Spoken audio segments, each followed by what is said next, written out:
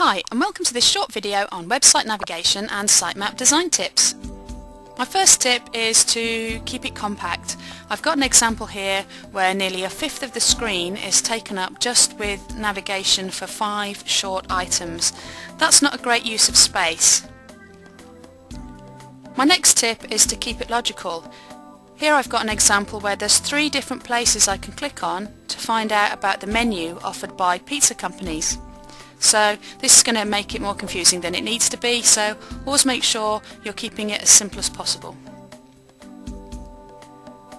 My next tip is to keep it clear. Here this icon-based navigation is really confusing because we have no idea what these icons mean. It's not like a home or a print button where we understand what's going to happen when we click on it. These are completely meaningless. My next tip is to keep your navigation intuitive to use. Here we've got a very creative solution for encouraging somebody to explore a website, but unfortunately we have to stop and work out how we use the navigation before we look at anything, and people are too busy to be bothered to learn how to use your site. So keep it intuitive. My next tip is to keep it fast.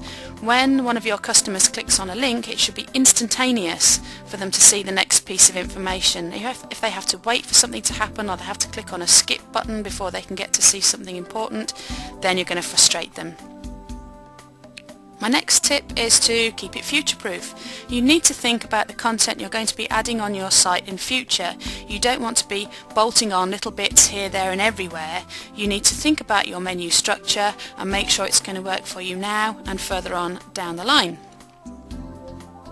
My last tip is to keep your navigation compatible. You may or may not know that iPhones can't support Flash, for example, so if your website is using Flash as a navigation system, then all the people who come and visit your site with their iPhones and their smartphones, they're going to struggle with it. So make sure it works on different types of devices and different types of browsers to make sure people can access all the great information that you're offering.